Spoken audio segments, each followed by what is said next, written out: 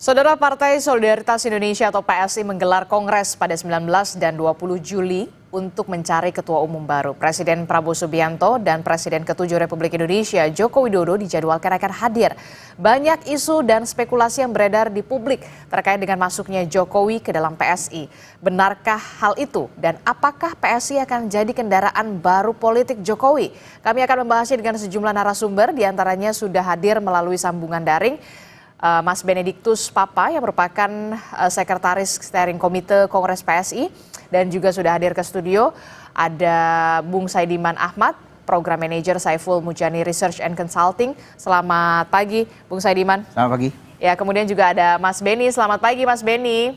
Selamat pagi Mbak. Ya Mas Beni, ini saya tahu pasti lagi sibuk-sibuknya menyiapkan kongres di 19 dan juga 20 Juli besok begitu ya. Nah, saya mau tanya dulu nih, kenapa ya kok dilakukannya di Solo? Solo itu kan identik dengan Joko Widodo sebenarnya. Kenapa nih dilakukan di Solo kongresnya? Nggak di Jakarta atau di daerah lain ya? Iya, sebenarnya kita ingin mau mengambil semangat dari Solo Mbak ya. Kita tahu bahwa Solo ini salah satu pusat peradaban kita. Kemudian yang kedua, dari Solo juga muncul pemimpin-pemimpin yang menjadi fenomenal di negeri ini, termasuk salah satunya saya kira Pak Joko Widodo. Sehingga tentu kami ingin mengambil momentum itu untuk menjadi awal bagi Partai PSI untuk bagaimana ke depan membangun partai, seluruh kader-kader ikut membangun partai dengan mengambil semangat tadi itu, semangat dari Solo, kemudian mengambil nilai-nilai perjuangan dari tokoh-tokoh yang lahir dari Solo. Oke, gitu, jadi ada backgroundnya kenapa kemudian Solo dipilih menjadi lokasi Kongres PSI begitu ya. Apalagi kayaknya kok tepat banget ya, kebetulan sekali begitu. PSI kan juga mau rebranding ya, benar ya? Logo barunya sudah ada, kemudian bahkan ada ungkapan partai super terbuka. Bagaimana nih ceritanya nih, Mas Beni? Iya, jadi memang pertama partai super terbuka pertama disampaikan oleh saya kira Pak Jokowi. Kita tahu bersama bahwa Pak Jokowi menginginkan suatu partai yang betul-betul terbuka, dalam artian partai yang memang menjadi milik seluruh anggota, partai yang dalam keputusan-keputusan strategis anggota juga memiliki kesempatan untuk menyampaikan pendapatnya, dan saya kira itu bagus untuk proses politik kita. Dan sehingga ketika di DPP Mas Ketum juga punya pemikiran yang sama bahwa PSI ini mesti dibuka dengan seluas-luasnya kepada seluruh anggota, sehingga anggota juga merasa bahwa partai ini milik mereka. Jadi partai ini tidak hanya milik segelintir orang, tapi memang anggota merasa bahwa kami juga dilibatkan, anggota juga diberikan tempat yang betul-betul bisa membangun partai secara maksimal. Dan itu yang sedang kita lakukan hari ini dengan konsep pemilu raya. Bayangkan Mbak, ini partai yang pertama yang kemudian memberikan kesempatan kepada seluruh anggota yang sudah diverifikasi, 187.306 anggota itu memberikan suaranya, mendapatkan hak yang sama untuk menentukan siapa ketua umumnya. Dan saya kira ini menjadi contoh yang bagus untuk kita ya, memberikan keleluasaan kepada anggota untuk menentukan sendiri. Saya kira keputusan-keputusan partai kan juga mesti melibatkan anggota, karena bagaimanapun juga kekuatan partai itu adalah anggota itu sendiri. Itu satu. Yang kedua, rebranding partai yang kami dorong hari ini salah satunya juga adalah pergantian logo yang tanggal 20 nanti secara resmi akan di launching. Kami berharap bahwa dengan logo yang baru ini juga menjadi semangat yang baru untuk kader-kader partai PSI dimanapun, untuk bagaimana semakin solid. Dan juga ya tentu dengan logo yang baru kami ingin mengambil nilai-nilai di situ, bahwa partai juga mesti dibangun dengan satu kebijaksanaan, satu keluasan yang tentu kita ingin bahwa seluruh kader mengadopsi nilai-nilai itu, yang pada akhirnya nanti kita ingin bahwa partai ini betul-betul bisa menjadi corong ya aspirasi masyarakat yang bisa diandalkan gitu. Oke, ini sudah dilakukan di Solo begitu ya, lahir dari orang-orang besar juga yang di Solo, salah satunya adalah Pak Jokowi, partai super terbuka juga dari Pak Jokowi, ungkapan tersebut termasuk juga soal kalau tidak salah one man one vote itu juga kalau tidak salah juga dari Pak Jokowi, jadi sudah tinggal menunggu waktu saja ya Pak Jokowi ini berada di dalam naungan PSI atau partai super terbuka. Iya, kalau soal itu kan pertanyaannya kembali ke Pak Jokowi, Mbak. Tapi sekali lagi kami sadar Tapi kan betul. kemarin udah ngasih jaket Iya, kawan ke Pak Jokowi ya rumahnya. tentu kami apapun yang menjadi langkah politik Pak Jokowi, kami tentu akan mendukung secara penuh. Apakah bergabung dengan Partai PSI atau tidak, ya tentu kami akan tetap mendukung pilihan politik Pak Jokowi. Tapi saya kira substansinya bukan di situ. Yang tentu kehadiran Mas Kaisang hari ini di Partai PSI, saya kira itu juga kan sudah mewakili kehadiran Pak Jokowi. Jadi tanpa kehadiran Pak Jokowi di PSI, saya kira sudah ada Mas Kaisang. Tapi sekali lagi bahwa kehadiran Pak Jokowi di PSI pun itu adalah memang kerinduan partai, kerinduan kader partai PSI sejak dulu. Tapi sekali lagi bahwa semua itu dikembalikan kepada Pak Jokowi untuk menentukan langkah-langkah politiknya ke depan. Kami Partai PSI mencoba untuk mengakomodasi semangat yang hari ini diwariskan oleh Pak Jokowi, termasuk dan itu sudah diakomodir oleh PSI ya semuanya ya keinginannya.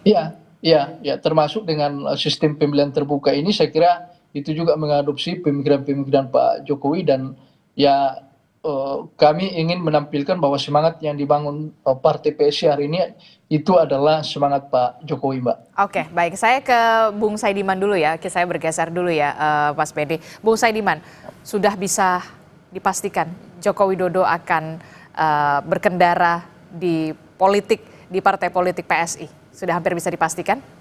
Saya kira semakin dekat ya. Sebetulnya kalau kita lihat dari sejarah sebelumnya, memang keluarga Pak Jokowi ini punya kedekatan khusus dengan Partai Solidaritas Indonesia. Ya kan anaknya ketua umumnya. Bahkan sebelumnya, bahkan sebelum Mas Kaisang masuk, saya mendengar bahwa sebenarnya keluarga Pak Jokowi ini sejak 2019 itu cenderung orientasi politiknya ke PSI gitu ya. Karena sementara di sisi yang lain, PSI sendiri kan kalau kita lihat dalam pidato-pidato dan klaim-klaim dari para pengurus PSI itu kan selalu melihat Pak Jokowi ketika itu, kemudian ada Pak Ahok, ada Pak Ridwan Kamil ketika itu. Jadi sosok-sosok yang ketika itu dianggap sebagai figur-figur politik yang bersih membawa perubahan, itu menjadi figur-figur yang menjadi panutan partai anak muda PSI ini ketika itu. Jadi mereka sedari awal itu menjadikan Pak Jokowi itu sebagai model gitu ya. Role model. Jadi kalau kemudian sekarang PSI dan Pak Jokowi semakin dekat, itu presidennya ada. Jauh sebelum Mas Kaisang menjadi ketua umum. Nah, kalau di hari-hari ini sudah makin terlihat jelas lah ya. Persoalannya pada Pak Jokowi sebelumnya itu kan seperti tidak mau menunjukkan sikap politiknya secara lebih jelas gitu.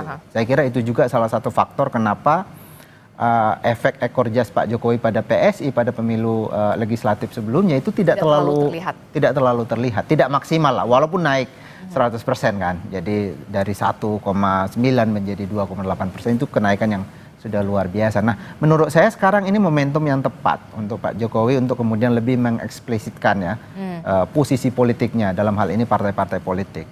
Dan kalau kita lihat sejumlah partai politik kan diisukan dekat dengan Pak Jokowi kan, ada Gerindra, ada Golkar ketika itu. Tetapi saya kira di partai-partai besar itu ada persoalannya masing-masing. Di sana sudah ada pemiliknya. Nah, sudah ada pemilik sahamnya, ya, ibarat perusahaan. Menurut saya PSI adalah rumah yang sangat cocok untuk Pak Jokowi. Dan ini momentum yang tepat untuk Pak Jokowi lebih eksplisit. Oke, ini momentum yang tepat kemudian untuk memperjelas sikap politik dari seorang Joko Widodo dan ini juga bisa menjadi upaya untuk meningkatkan lagi untuk di 2029 agar PSI ini untuk bisa paling tidak masuk parlemen lah gitu ya. Ini jadi salah satu upaya juga. Saya kira ya sejak awal. Jadi Pak, kalau kita lihat pemilu kemarin kan 2024 PSI berusaha sekali mengidentifikasi diri sebagai partainya Pak Jokowi kan. Ya saya kira itu wajar karena Pak Jokowi ketika itu sangat populer, approval ratingnya di atas 70%, bahkan sampai 80%-nya di beberapa bulan menjelang pemilihan umum ketika itu. Jadi wajar kalau ada partai politik yang ingin mengidentifikasi diri sebagai bagian dari kubu politik Pak Jokowi. Nah, kalau kemudian menurut saya kalau Pak Jokowi lebih eksplisit sekarang, walaupun sudah tidak menjadi presiden, tetapi setidaknya masih punya sisa-sisa atau masih punya banyak pendukung lah di tingkat bawah gitu. Relawan-relawan. Relawan-relawan, orang-orang yang puas dengan kinerja Pak Jokowi sebelumnya. Menurut saya kalau Pak Jokowi secara eksplisit ada di partai ini, menurut saya ini akan punya dampak elektoral. Ya, setidaknya ini bisa lebih memperkuat PSI. PSI kan sebenarnya kalau kita lihat dari 2019 ke 2024 itu sudah mengalami perkembangan yang sangat signifikan sebetulnya. Walaupun belum lolos ke parlemen pusat, tapi misalnya kalau kita ukur dari parlemen di daerah gitu kan naiknya sampai 200% itu, dari sekitar 60 kursi DPRD menjadi 180 kursi. Jadi naiknya banyak sekali sebetulnya. Selain itu sekarang mereka juga punya kepala-kepala daerah. Betul. Ada sekitar 29 kepala daerah yang mereka dukung ini lolos kemarin. Jadi dan juga bagian dari pemerintahan, ada di pemerintahan. Jadi sebetulnya PSI secara gradual mengalami penguatan dan menurut saya ke depan apalagi dengan adanya Pak Jokowi saya kira itu akan lebih memperkuat PSI. Jadi pengaruh Joko Widodo ketika berada di dalam satu partai, begitu salah satunya ya ini tadi kita bisa melihat sudah hampir bisa dipastikan Joko Widodo atau PSI menjadi kendaraan politik bagi Joko Widodo, ini bisa punya efek ekor jas yang cukup signifikan untuk bisa mendongkrak PSI untuk bisa masuk parlemen atau paling tidak punya posisi tawar nanti di 2029. Kita tahu presidensial threshold seperti apa, begitu ya. Semua partai politik punya kesempatan yang sama untuk bisa mencalonkan presiden, calon wakil presiden. Ya, betul. Kalau kita lihat tradisi di dalam politik kita, memang ada salah satu tradisi dalam partai politik kita. Partai-partai politik yang besar itu adalah mereka yang punya tokoh karismatik gitu ya. Kita bisa melis hampir semua partai gitu ya. Di PDIP ada Bu Mega, Gerindra ada Pak Prabowo, dulu ada Hanura, ada Pak Wiranto, dan seterusnya. PAN dulu ada Amin Rais di sana. Jadi ada tradisi politik kita di mana partai politik yang bisa berkembang dengan cepat, meraih dukungan yang lebih serius, itu adalah mereka yang punya tokoh-tokoh karismatik. Menurut saya PSI sampai hari ini kan belum. Jadi memang ini momentum yang tepat sekali. Menurut saya ini momentum yang tepat ya. Selain itu ya kalau kita lihat dari kesejarahan tadi memang punya kedekatan gitu ya. Dan sangat penting buat partai seperti PSI untuk punya figur seperti populer Pak Jokowi. Gitu.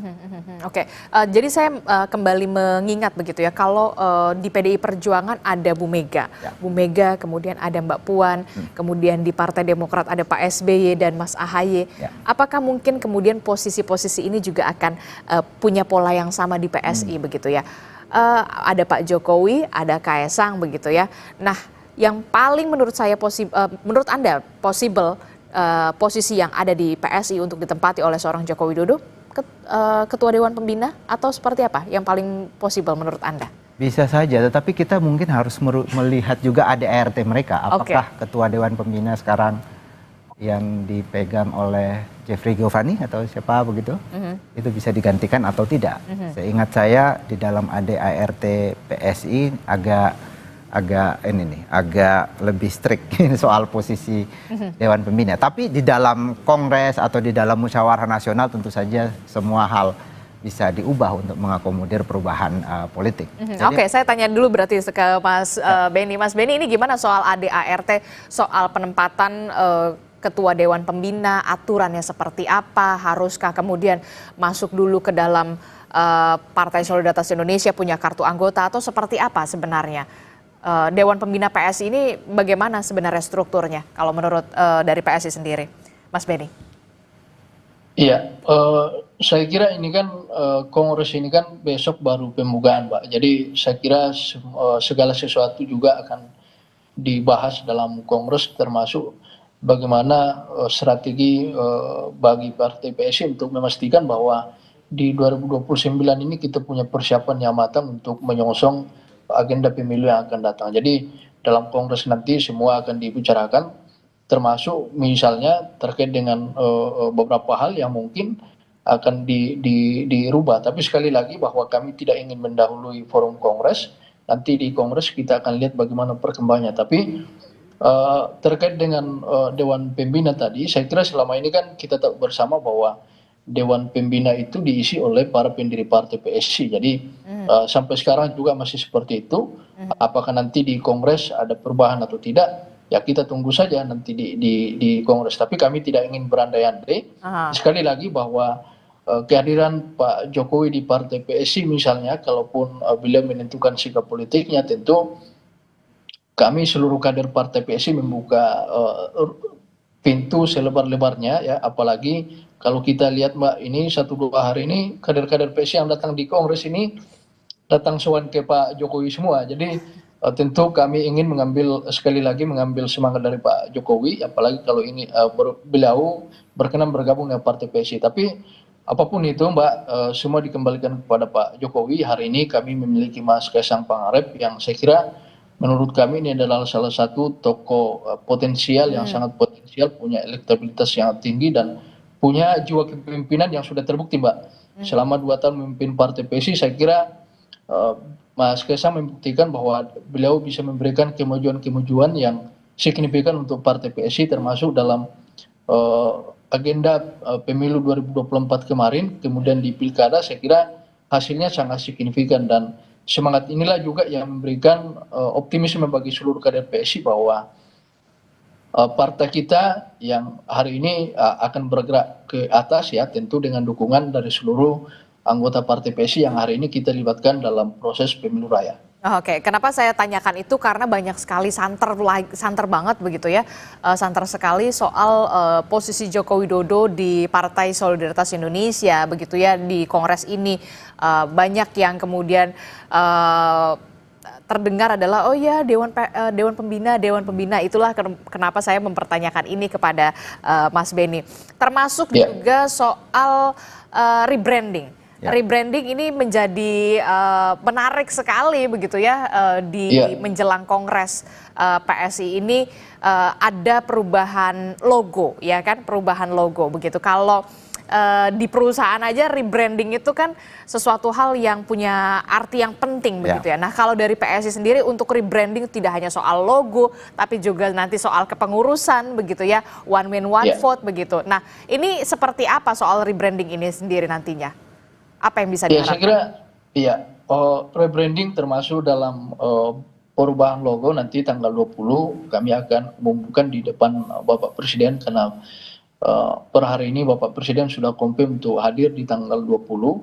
Kami ingin memberikan kepada seluruh yang hadir di Kongres, kami ingin memperlihatkan bahwa Partai PSI akan ada rebranding ya, termasuk logo.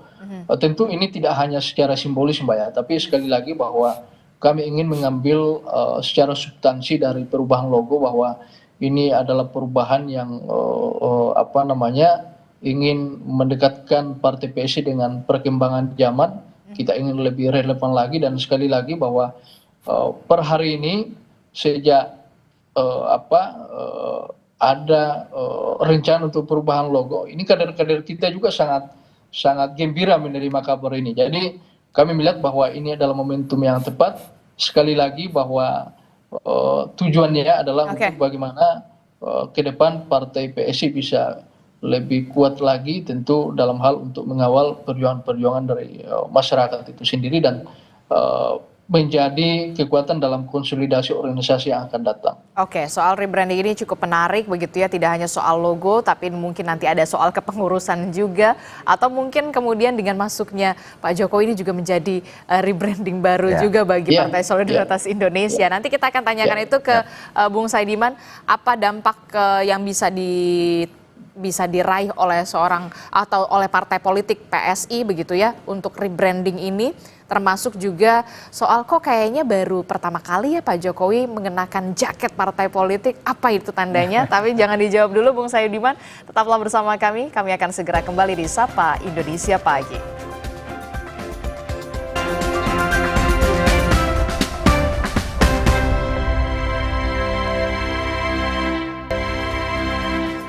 Terima kasih Anda masih bersama kami di Sapa Indonesia Pagi. Saudara, kita masih membahas soal bagaimana jelang Kongres Partai Solidaritas Indonesia yang kita tahu akan diselenggarakan di Solo dan direncanakan bahwa Presiden ke-7 Republik Indonesia Joko Widodo yang juga merupakan ayahanda dari Ketua Umum Kaisang Pangarep ini akan dijadwalkan hadir untuk juga memberikan dialog, ada sesi dialog di sana. Kita masih membahasnya bersama dengan Bung Saidiman, kemudian ada Mas Beni juga dari PSI, begitu soal kemungkinan Partai Solidaritas Indonesia menjadi kendaraan politik bagi seorang Joko Widodo. Saya ke Mas Beni dulu. Mas Beni, jadi ini kan rebranding juga ya, rebranding juga warna, dari segi warna dulu deh. Warna juga ada yang berubah, lebih dominan ke hitam, kemudian logonya juga logo gajah begitu ya. Kalau tidak salah, gajah melambangkan makhluk yang bijaksana, punya karakter yang kuat dan juga solid, cerdas dan juga pelindung. Apa yang bisa dimaknai dari rebranding ini khususnya?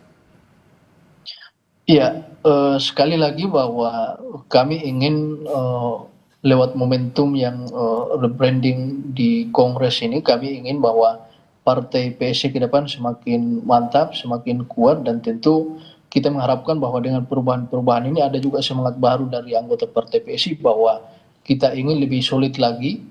Karena tentu kami mengakumulasi juga Mbak, dua momentum pemilu yang diikuti Partai PSI, saya kira kita juga punya catatan-catatan yang harus kita koreksi bersama, kita perbaiki bersama ke depan. Dan lewat momentum dengan banyak perubahan-perubahan di partai ini termasuk logo dan juga tadi simbol ya, warna logo, warna partai, kami ingin menempatkan itu sebagai bagian dari semangat yang baru untuk partai, untuk bagaimana kita ingin lebih kuat lagi untuk masa yang akan datang, sebagaimana logo yang baru hari ini di Partai PSI yang akan diresmikan nanti tanggal 20. Jadi kalau kita lihat logonya itu kan gajah ya, itu kan melambangkan satu kekuatan, satu kebijaksanaan, dan tentu saja kami ingin mengambil nilai-nilai itu dalam membangun Partai PSI ke depan, Mbak. Oke, saya mau tanya, pemilihan logo itu juga ada andil dari seorang Joko Widodo tidak? Ya, tentu pemilihan logo lebih banyak dari dibicarakan di tingkatan pusat ya, di DPP dengan Dewan Pembina ya, untuk perubahan logo. Tapi bahwa kemudian terinspirasi dari Pak Jokowi kan bisa saja Mbak. Dan sekali lagi bahwa logo ini ingin kita tempatkan sebagai satu panduan kita ke depan, bahwa nilai-nilai yang terkandung di dalamnya juga akan diinternalisasi dalam seluruh kerja-kerja partai yang akan datang. Oke, baik. Logo baru, kemudian juga lebih dominan ke hitam begitu ya. Tapi saya juga akan menyapa dulu nih rekan saya, jurnalis Kompas TV dari Solo begitu ya, yang sudah bersiap untuk memberikan laporan soal persiapan Kongres PSI di Solo, Jawa Tengah. Kita tanyakan kepada jurnalis Kompas TV, sudah ada Widi Nugroho. Selamat pagi Widi. Widi, jadi bisa dijelaskan kepada kami semua apa agenda yang digelar hari ini dan puncaknya ini di hari Sabtu dan juga Minggu. Benarkah demikian, Widi? Ya, Adisti dan saudara, selamat pagi. Saat ini saya berada di tempat di belakang saya ini adalah venue yang akan digunakan untuk Kongres PSI pada hari Sabtu besok. Ada dua tempat. Yang pertama di Geraha Sabah, yang kedua adalah di Edutorium UMS.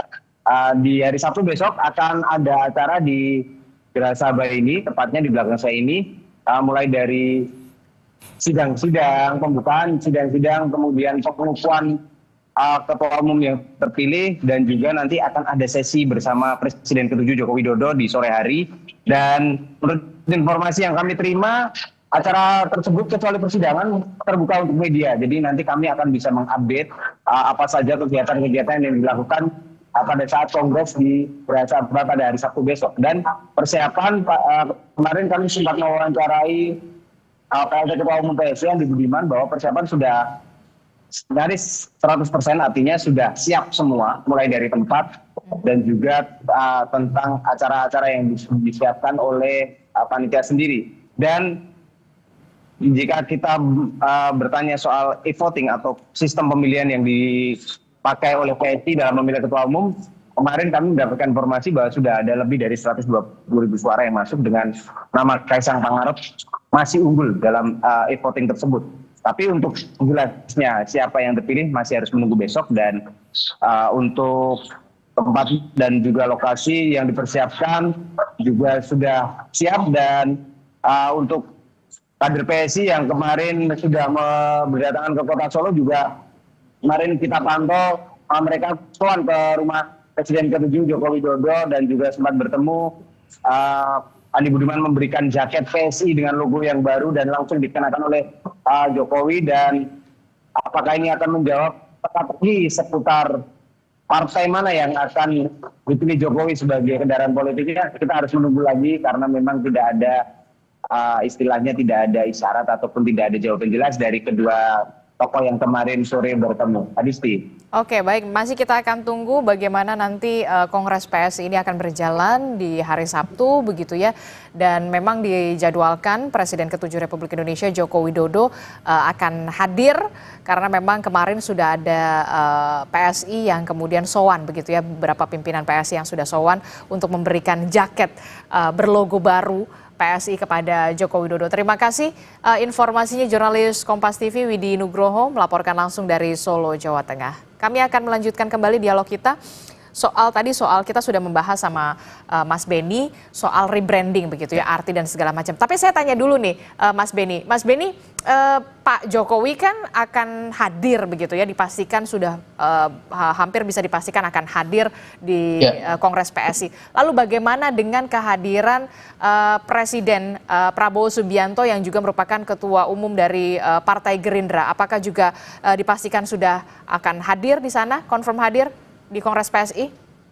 Iya, jadi Pak Jokowi itu hadir besok sore ya. Kalau kami lihat di jadwal itu sekitar jam 5 sore, jam 4 jam 5 sore beliau akan hadir di venue pembukaan Kongres di Geraha Sabah. Kemudian tanggal 20 sesuai informasi yang kami terima jam 7 malam Pak Presiden Pak Prabowo akan hadir di auditorium UMS Solo untuk membersamai di puncak Kongres Partai PSI, Mbak. Oke, jadi Presiden ke-7 Republik Indonesia Pak Jokowi ini akan hadir di hari Sabtu begitu ya, tanggal 19. Sementara untuk Presiden Prabowo Subianto ini yang juga merupakan Ketua Umum dari Partai Gerindra akan hadir di tanggal 20. Tanggal 20. Hari Minggu di pukul 7 malam ya. 7 malam, dan sesuai informasi yang kami terima terbaru ya, Mas Wapres juga kemungkinan besar akan hadir di penutupan Kongres tersebut. Jadi saya kira ini salah satu kebanggaan tersendiri untuk Partai PSI. Bapak Presiden Pak Prabowo berkenan hadir, kemudian Mas Wapres, kemudian tokoh-tokoh partai politik yang hari ini beberapa sudah konfirmasi untuk hadir.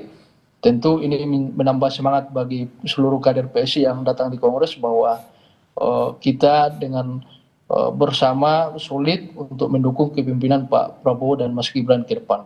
Oke, baik. Menarik sekali begitu ya soal Kongres, jelang persiapan Kongres PSI ini begitu ya. Pak Jokowi hadir di tanggal 19, kemudian Pak Presiden Prabowo Subianto juga akan hadir di tanggal 20-nya. Sudah pasti juga ada Mas Gibran Rakabuming Raka, Wakil Presiden. Ini menarik sekali dengan adanya kehadiran tokoh-tokoh penting ini semua. Iya, tentu saja itu sangat menarik dan juga sebenarnya sudah bisa diduga juga karena kan terutama dalam pemilihan terakhir PSI ini posisinya cukup penting buat Prabowo.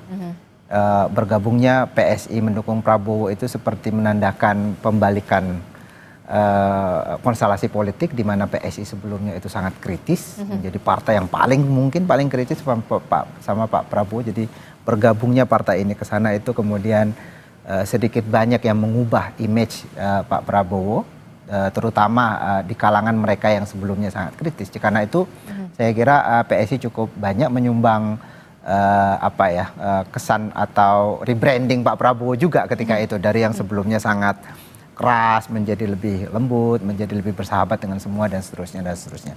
Jadi penting untuk kehadiran Pak Prabowo di sana dan tokoh-tokoh yang lain. Tapi bagi PSI saya kira ini juga menunjukkan bahwa saya kira PSI sekarang agak sudah berbeda dengan beberapa tahun yang lalu. PSI sekarang menduduki posisi yang cukup penting. Selain tadi capaian-capaian politik, juga di sana ada Pak Jokowi. Pak Jokowi semakin kental ada di sana, dan bagaimanapun Pak Jokowi ini adalah salah satu presiden yang sangat populer, punya masa pendukung tingkat bawah yang cukup mengakar ya, karena 10 tahun di dalam pemerintahan dan dinilai cukup sukses.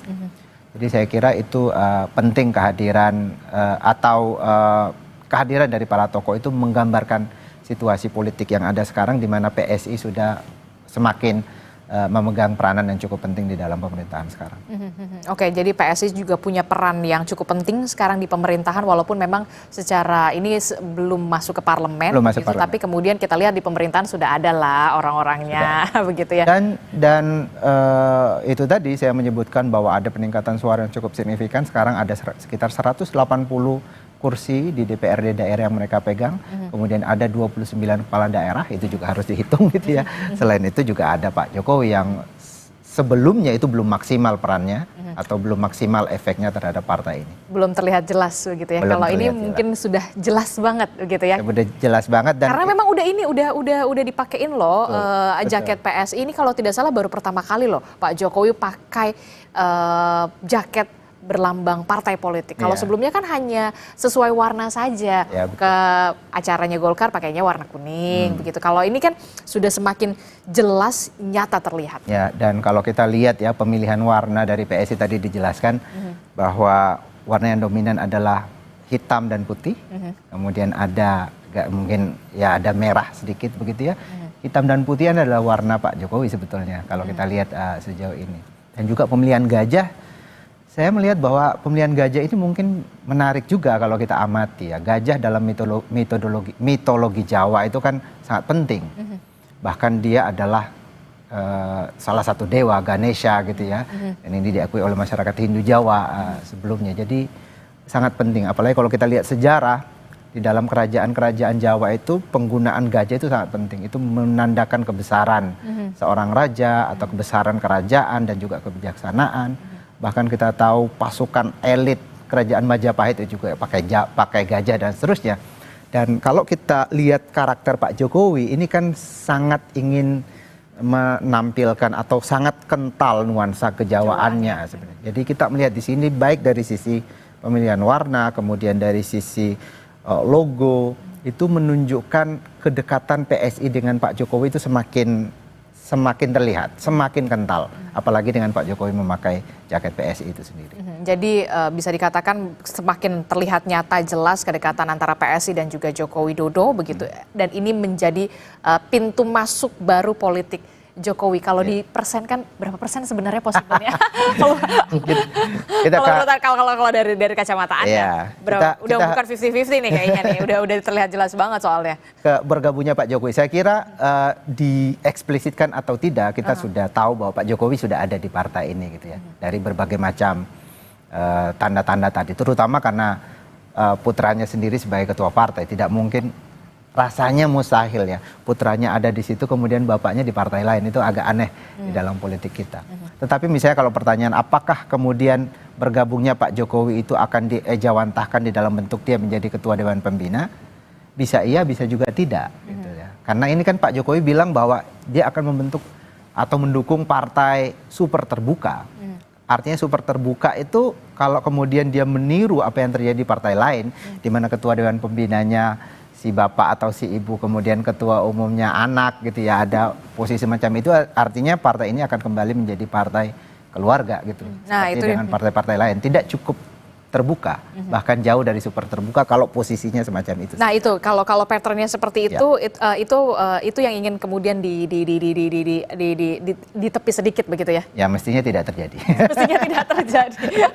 Oke, nanti kita melihat bagaimana jalannya Kongres PSI juga. Mas Beni, terakhir Mas Beni, ini selain yang paling menarik untuk dibahas adalah soal Kongres PSI menjadi pintu masuk baru politik Jokowi atau semacamnya begitu, dan kemungkinan PSI ini bisa Jokowi bergabung dengan PSI begitu. Tapi yang kemudian juga menjadi catatan penting adalah soal pemilihan ketua umum.